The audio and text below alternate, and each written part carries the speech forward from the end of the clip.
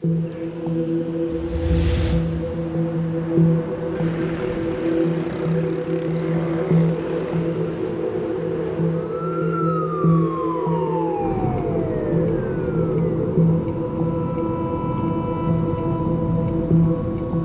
Max. Hi. Is it very early there in Europe? Yeah? And we're already in Mahathir's hometown, Alor Setar. Yeah, that's where we're going to have an interview with him. I spoke with Mohammed Mahathir for the first time on the topic of the downed Malaysian Boeing 4 years ago. At the time, he was the opposition leader and stated that unlike the West, he doesn't see Russia's guilt in this tragedy. But now he's the leader of the country. And in the MH17 case, new details have appeared. So what will he tell me today, shortly before the 5th anniversary? Salam to Mahathir, apa kabar? My investigative partner Max van der Werf is sure the Prime Minister will be diplomatic and will say nothing out of the ordinary. The Netherlands and Australia, they formally stated that Russia is responsible for the shooting of MH17. They are not really looking at the causes of the crash and who was responsible, but already they have decided that it must be Russia. We cannot accept that kind of attitude. Malaysian investigative team were not allowed to become a full member of GIT for the first 6 months, I think. Do you know why? This is unfair and unusual. The plane is ours, and there were Malaysians flying in the plane. They also died. So it's natural that Malaysia should be the first country that should be involved in the investigation. But they insist. Well, they didn't insist. They just ignored us, took the black box, and carried out their own investigation. Yes, Jana, here is the building of the Joint Investigation Team in Rotterdam. You know, I tried very hard, sent emails for a request for an interview with Mr. Westerbeke, with other people, with representatives. They all rejected to talk to us. They don't want to answer questions. They don't give interviews at the moment. So we have 000. Nobody is interested to talk about it. I told Jana that it was all in vain. I have already written the Joint Investigation Team more than 10 times. The answer is always the same. We will not give you an interview. We will not answer your questions. Max, but the head of JIT gave an interview to the Russian Novaya Gazeta. Now, of course, that's the liberal newspaper sponsored by the Dutch government. Right. I can't wait to see the important material that Jana brought from Malaysia. But while we are heading to the hotel, we are recalling how it was and how it all started 5 years ago at the beginning of our investigation. I interviewed a lawyer who called on the Dutch Prime Minister to transfer the MH17 case to an independent investigation at the UN. I'm not afraid from no one, so I took the risk. I urged the Prime Minister. I hold them liable. Because 3 months passed and the Dutch had not even taken the debris from the crash site. But Mr. van der Hoorn was pressured to abandon his idea.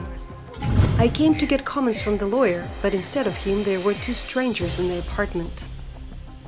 I asked Mr. van der Go if he could comment on him being pressured. Already told But you told Mr. van der Go not to come, right? That's true. That's true. That's absolutely and you true. tell me that he's not coming, but you want to talk to me, right? Absolutely. They suggested to make a deal and strongly recommended not to use the first interview with a lawyer. I'm interested in you because I know what you can do. I don't know. But if you work together, you always find things, you have contacts, you say this and that. That's how you help each other in the case that you want to build. I decided to call this Ed Senke to clarify the situation, but without any success. We haven't been able to reach the lawyer ever since either. Hopefully everything is okay with him.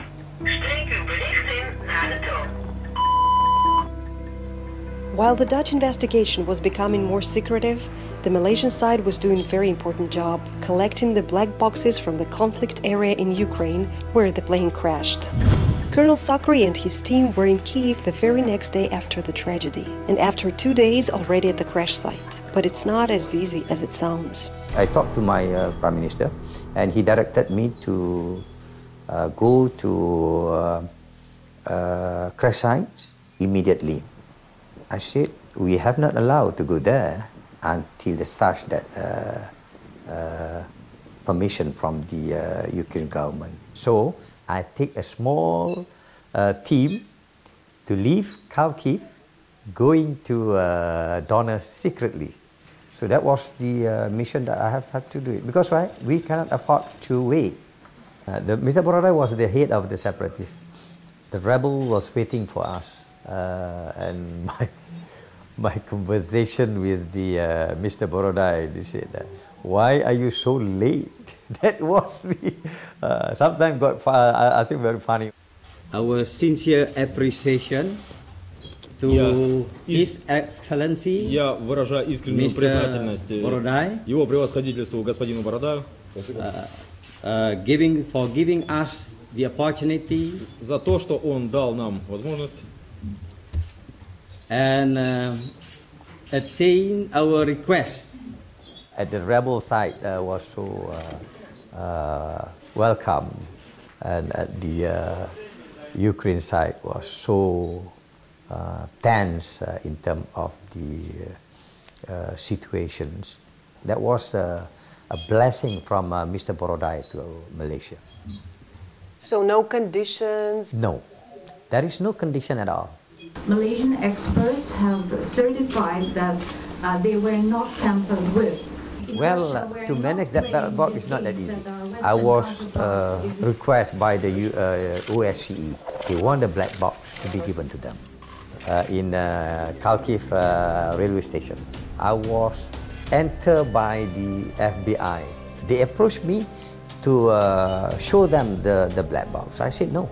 At Kiev, against the Ukraine government's forcing us to leave the black box to them. We said no, we cannot allow, and we are going to bring this black box to Fambaros. I cannot understand why must Ukraine involved with the in the investigation, but I do not know why Malaysia was not involved. Okay. Excluding one of the main aspects in this tragedy, which is the operator, Malaysia, yeah. From the investigation, it's against the rules. So if somebody in such a historical accident decide to violate so bluntly the law, the conclusion can only be they have something in mind. At least the result of this investigation team must be doubted because it is not the result of an objective investigation. Somebody was missing. A terror attack. MH17 was flying from Amsterdam to Kuala Lumpur when a Russian-made missile blew the plane apart. This is the work of Russian separatists. And President Obama tonight is confident this plane was brought down by separatists supported by Russia. They could say conflict zone, but they use this type of words. Instead of saying a missile operated by both sides, a common weapon, they say Russian manufactured book missile. And they leave out that the serial number is a missile that was in Ukraine's possession. And a Russian-made missile blew the plane apart. When you read something like that, you'll feel somehow Russia is involved, even though it's a totally different issue. It's a political issue, it's a territorial issue, but now you'll feel, oh, Russia supplied this weapon, they used it, it's out of control, it's their fault. That's the impression you get. Yeah, this is all world politics lah. Boys, the bigger country, we are stronger, politically influenced in the world. Unluckily, they don't involve us in their investigation. There's a big wall in front of us, that's stopping us from getting that next information. We need somebody to go and investigate properly and see what is actually went wrong. This is human life, so they should try not to use politics or any political influence. If you had a chance to ask Mr. Westerbeck, head of JIT, any question, what would you ask? Why did the West insist on us handing over the materials there? We could have conducted the investigation here. We could have conducted it in a very transparent manner. If you really want to show you're unbiased, hold it in a neutral country. It's been shot down, you know. Somebody have to take the blame, you know. There must be a scapegoat, you know. So who's going to take the blame?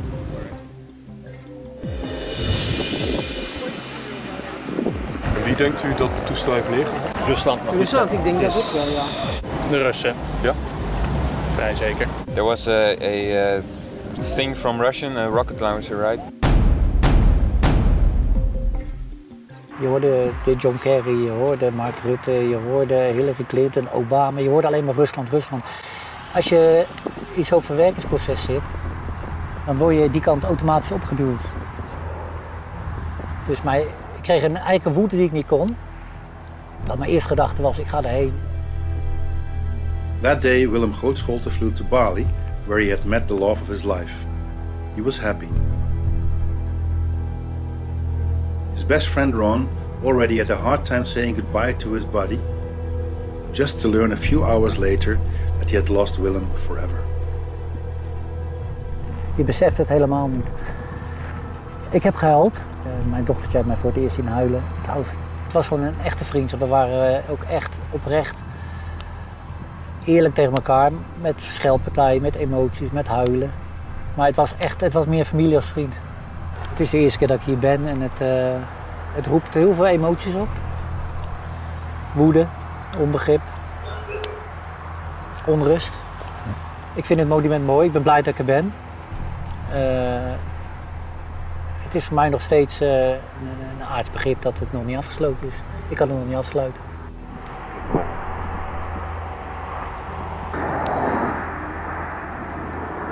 Dus het is voor mij nog steeds belangrijk wie het gedaan heeft. Ik wil mij niet ergens naartoe laten duwen. The wreckage of MH17 was still burning when the Ukrainian security service already posted phone taps online as proof that the rebels are guilty. Только что сбили самолет, группа минера, Заинакиева упал. Летчики, эти летчики. Поехали искать и фотографировать сбитый самолет. Короче, стопудово гражданский борт. Het Openbaar Ministerie verdenkt de 4 genoemde verdachten ervan dat zij nauw hebben samengewerkt om de bucktailor te krijgen en in stelling te brengen op de afvuurlocatie met als doel een vliegtuig neer te schieten. Informatiebijeenkomst voor alle nabestaanden. One of the few things that the official investigation doesn't hide is that they accept SBU phone taps as evidence. Joost Niemeller, mijn vraag is, wat is de bron van de tapverslagen? Dat zijn vooral tapgesprekken van de Oekraïense dienst. Voornamelijk, zijn er ook nog andere bronnen?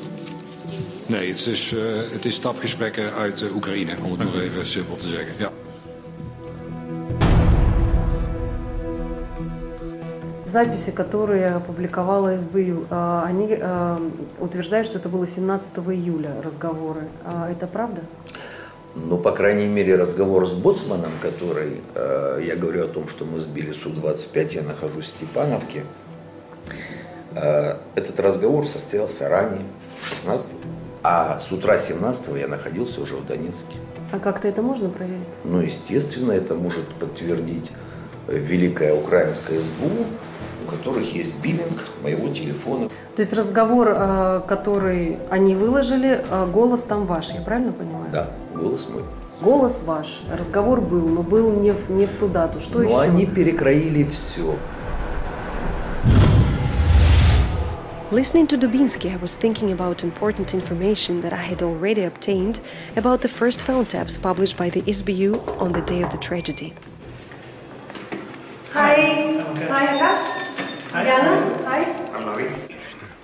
In Malaysia, we found certified audio experts who prepare reports for court cases. They verified the authenticity of the phone taps for us.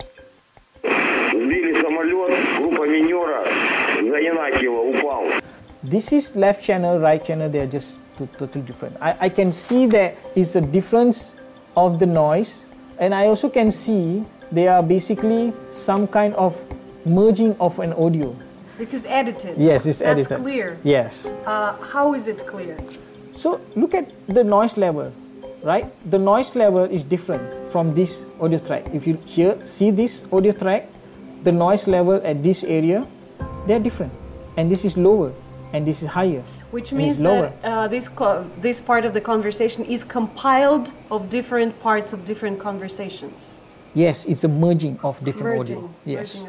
These two are same sound. You can hear? So suddenly he added this particular word here probably to hide something to make the length. And here you can see so many cuts. This is clear. Oh, these are cuts. Yeah. Yeah. You can see missing audio. What is this conversation? It could be there's some conversation here. They just cut it, and then just leave the last part. Yeah. You can see that. It looks the strangest. Yeah. You know, like you see. So different. Yeah. It clearly shows that these are two different recordings. These experts prepared for us a detailed 143-page report about these phone taps. Voornamelijk, zijn er ook nog andere bronnen? Nee, het is tapgesprekken uit Oekraïne, om het nog even simpel te zeggen. Ja. The SBU will provide 20 different phone taps for the prosecution team. And okay, the one that was tampered in the very first, yeah, they cheated, okay, but it's not part of the evidence. So the other 20 you can trust because we checked it and we couldn't find no mistakes. Let's say that's what the prosecution team says, then... No, this is not the way it works. You know the saying, and this saying is true, on any objective procedure, the person who lies once lies always. So if somebody lies, obviously lies, has bad intention. Does it make the whole phone tap evidence from SBU worthless, or is that too strong an indicator? Maybe not completely worthless, but a judge would very, very suspiciously look into these things. And if he has the slightest doubt, then he would say, well, to be on the safe side, I don't believe. Как вы узнали о падении Боинга и что после этого последовало? О падении Боинга я узнал от премьер-министра Александра Юрьевича Бородая вечером того же дня, в районе 23 часов, вот мое оцепление привезло мне 2 черных ящика. Я эти черные ящики не вскрытые, не поврежденные отвез премьер-министру. Даже мысли не было как-то их припрятать. А зачем? Прячет тот, кто виноват, что там. Ни я, ни мои подчиненные никакого отношения к тому, что сбили пассажирский самолет, не имеем. Мало того, ни я, ни мои подчиненные ни от кого не получали каких-то приказов. А что тогда делать с переговорами с перехваченными СБЮ? Как вы прокомментируете записи? Да очень просто прокомментировать. Пусть они выложат полную версию переговоров, и там будет видно, о чем, собственно, говорится. The idea to verify the authenticity of the SBU phone taps came from our friend, independent German journalist Billy Six. He already addressed this issue with a German audio expert 3 years ago. Also ich habe insgesamt 9 Manipulationen festgestellt. Es gibt sehr, sehr viel Spielraum, wo man sagen könnte, also da hätte man so viel drehen, schrauben und verändern können. Und ich zweifle die Authentizität dieser Aufnahmen an. Billy was also at the crash site, looking for bug witnesses and other evidence. When I was invited there as a witness to speak to the GIT, it didn't end very good between us, because my impression was that this kind of investigation doesn't try to discover the truth. You used electron microscope to check alien fragments for metal remnants and glass remnants. How many impact holes in the wreckage itself did you check with such kind of electron microscope?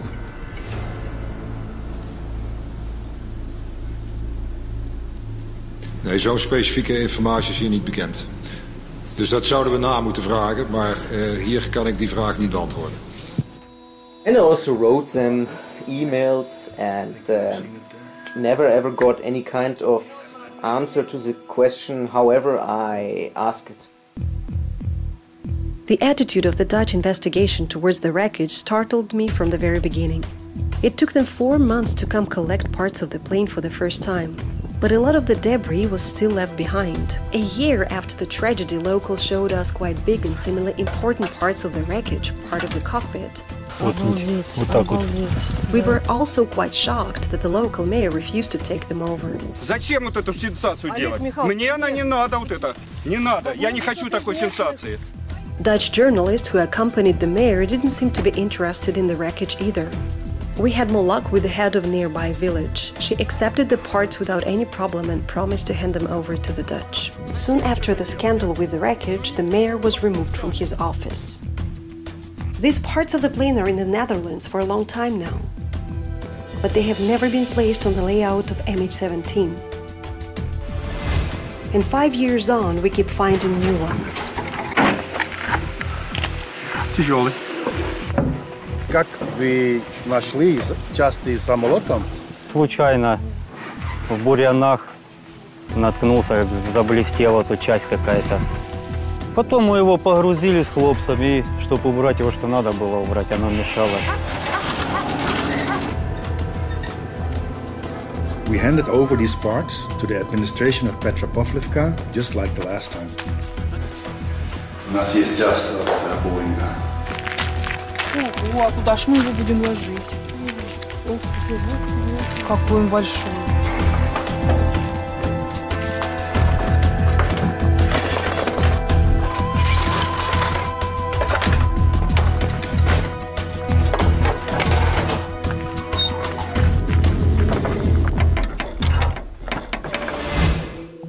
But let's go back to the official investigation. They presented a reconstruction of the route the book took to the launch site based on photos and videos from social media. This image appeared on the internet shortly after the crash of MH17. The JIT used it as evidence that the rebels transported the launcher exactly on the 17th of July 2014. One of the experts in our team noticed an interesting detail in the photo, the silhouette of a man in the window of the building opposite the parking lot. We found this man and talked to him. Я узнал свой силуэт. Здесь еще была другая москитная сетка. Но это событие произошло не 17-го, а накануне. За день или за два. Это два события мною разнесены во времени, это однозначно. То есть проезд вот этой техники, если это техника, и событие Грабова, ну в смысле падение самолета, это в разные дни произошло. У меня просто привычка реагировать на все. Да? Супруга по окнам не бегает, а мне было как бы интересно. So the date doesn't seem to be the same as the investigation claims. Let's check the official launch site now. This is rebel territory. According to the JIT, this is where the Russian book was placed.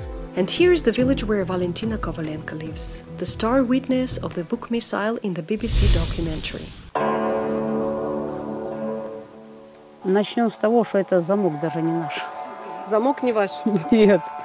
Вообще не ваш? А это где? Это же не Красный Понятия Октябрь. не имею. Это вообще... Нет, двор наш. Церковь, в Ремовке у нас шикарная церковь. Это вообще не оттуда. Не оттуда. It is highly likely that attention to detail and accuracy are not the strongest sides of BBC correspondents. Therefore, we decided to help them and convey Valentina's story in more detail. Ну, мы с девками копали картошку. Такой взрыв. Я что-то глянула в небо. Первая мысль была, почему сбитый самолет летит вверх, а не вниз падает. У него сзади как огонь. Откуда ракета вылетела? Ну, где-то с этого района. А что у нас там за район? Степановка. Степановка – это какая, чья территория? Ну, тогда там укропы были в тот момент. Ну, я здесь стояла, Может быть, получается, туда вот здесь. ушел? Не, он прямо так шел. Вот так, на зените, да. туда. Ну, практически над нами пролетела. Но официальная версия, ракет стартовал отсюда, 2 километра отсюда. Мне ж сзади глаз нету, я ж спиной стояла. Когда мы услышали хлопок, повернулись, она уже летела. Понятно. The more we looked for the bug and its missile, the more confused we got. Our findings did not match the official version. Different dates, different evidence, different direction of the missile. Maybe even a different type of missile. So what do we know for sure after these 5 years? 2 военных летело. Мы смотрим в небо пассажирские, начали их обстреливать, и они поднялись прямо под пассажирский. Мы еще ругали, говорю, неужели нельзя отменить рейсы эти? This happened some days before the crash, but what was it like that very day? Военный самолет пролетел, вот, в поле зрения, пролетел, взял восточнее и ушел. 100% был военный самолет, 100%.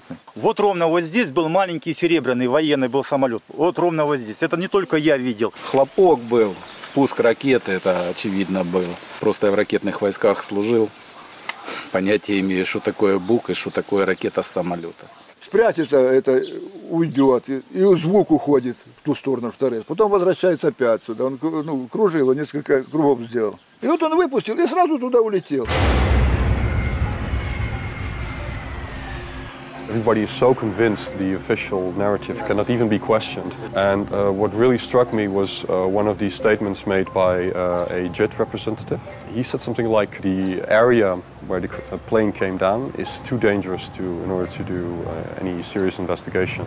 That JIT told something which was not true. After that, I decided to dive in a little bit more deeper into the investigation.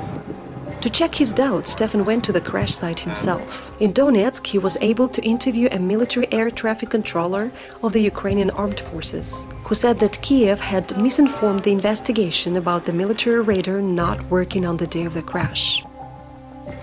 Они все работали. Все работали. Все находились в полной боевой готовности. Говорят, что там делали ремонт 17 июля. Она ж не одна. Их там 3 штуки. Именно на Чугуев. Да, там резервная станция, которая оттуда вылетала боевая авиация. Значит, что эти здания этого дня есть? Есть они. В Украине они есть. The Ukrainian government was fully aware of this danger. We have no indications that they warned anybody.